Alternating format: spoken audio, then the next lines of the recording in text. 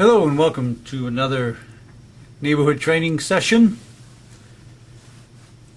This week we are going to begin working on the Woods Hole district, which basically of course incorporates all the village of Woods Hole, a pretty large area. Pretty self-explanatory, Woods Hole, but we also go up Sipawissa Road and down to the beach on Surf Drive. This week we're going to work on the Racing Beach area facing Buzzards Bay. It's a neighborhood or an area of approximately 100 houses, which equates to about 300 residents. And we'll just look real quick here. Of course, this is the Google map, which is, as we mentioned before, good in some aspects, but it's interesting because it shows the actual features of the land and everything else. It is a good resource to use for your own knowledge of an area, or even for dispatch for that matter. And I pointed out for this case here, not that often, but you say we had a rescue out here in Buzzards Bay, or we had someone on the beach or so forth. Like this, for an example, is Gray Lane, and it shows all these little paths in great detail, right down to the beach. So that would be a good resource for dispatcher for us to have an idea of what these features are. But beyond that, we will look at the regular GIS map that we are provided with, and this here is the basic, well, it's not the basic, it is the break in the line there for the districts. Up here is 329 Sipawissa Road, which is the last house in Station 2's district on Sipawissa. And we come in from the entrance into this Racing Beach neighborhood is right here, Valley Road, right off of Sipawissa. I wanted to zoom in here and show this very closely, and this is important for dispatchers as well as our own knowledge, is that this area here of Racing Beach is blocked off. So we can't be giving people directions next to 329, go in the Racing Beach Ave, because it doesn't exist. So the way in is through Valley Road, and then we come up to this intersection where Valley goes straight on into Racing Beach, and then Widgeon Road turns off to the left. So, and it does get a little confusing, of course, right in there, and of course by these roads that are blocked off, but straight through the Valley to Racing Beach, and Widgeon and Whittemore, 2 W's. That's the way I've remembered it in the past. And then Whittemore runs out to Racing Beach, and then we have Widgeon. Now Widgeon, once again, here's one of those things here that this is Sipawissa Road over here, and it actually shows Widgeon coming through, which it does not. On a map like this it does, but in reality it doesn't. It's blocked off here, so we won't give directions from that. So we get to Widgeon, and then we run to Lambert, and Lambert runs all the way out to Racing Beach. But then we have a little intersection here, which is Dusty Miller, and Dusty Miller runs to Racing Beach, which is the other entrance to the Racing Beach neighborhood. So the main roads going into Racing Beach neighborhood are Valley and Racing Beach. So if you're on Station 2, you're going to be coming up Sipawissa and going in Racing Beach, and then down, of course, Racing Beach, And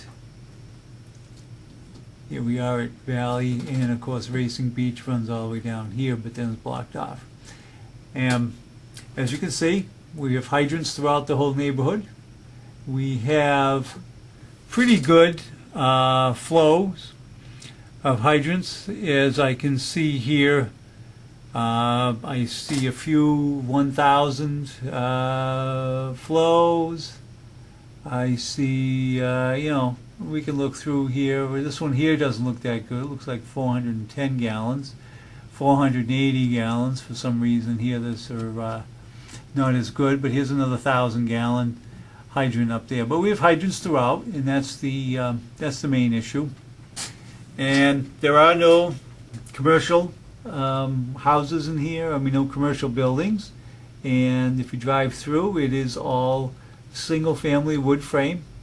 Obviously, because of the neighborhood itself having water views and somewhat exclusive neighborhood, the houses are large size houses, and they range.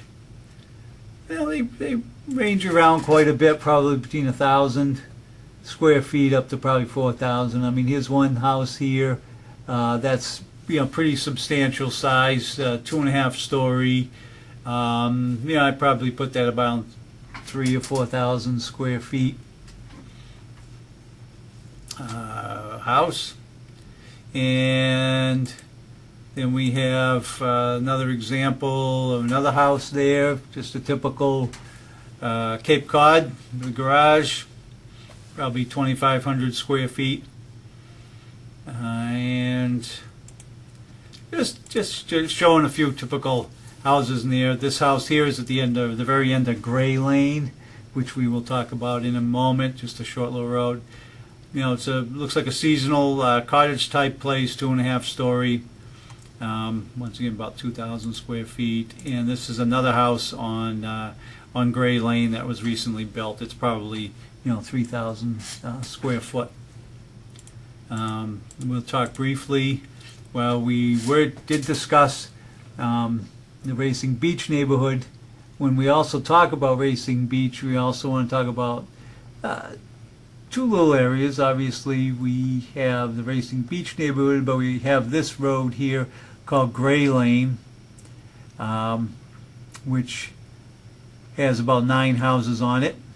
And this house here, there's a long driveway. It kind of loops around. That was that one kind of seasonal house that I showed you. And then another large house right over there. And the other road that I wanted to mention as part of this is Evangeline Road. Now, once again, here's the maps, and it shows an access right here, right across from this hydrant, almost right across from Gray Lane, and there is no Evangeline Road that runs through there.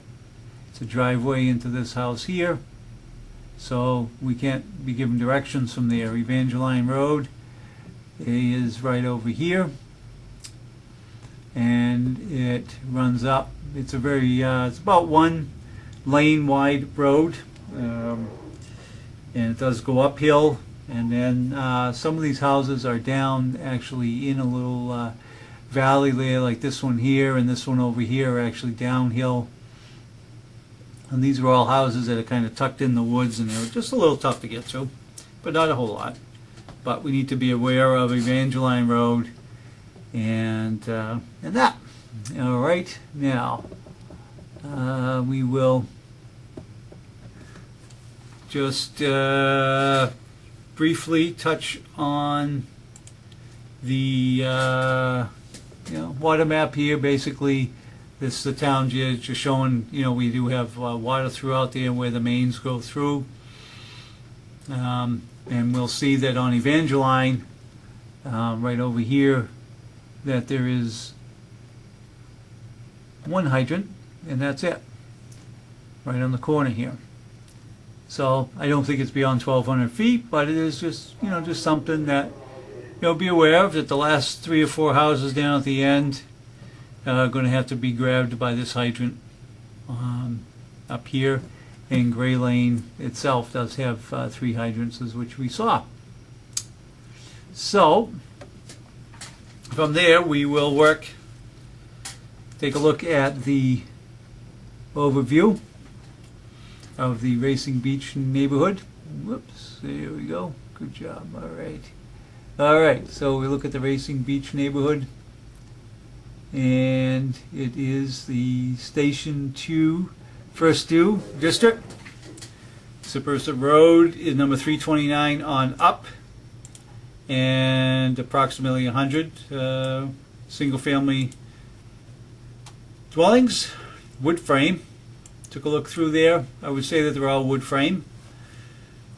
Of course, it could be some those larger houses, especially the newer ones. There could be some steel framing involved.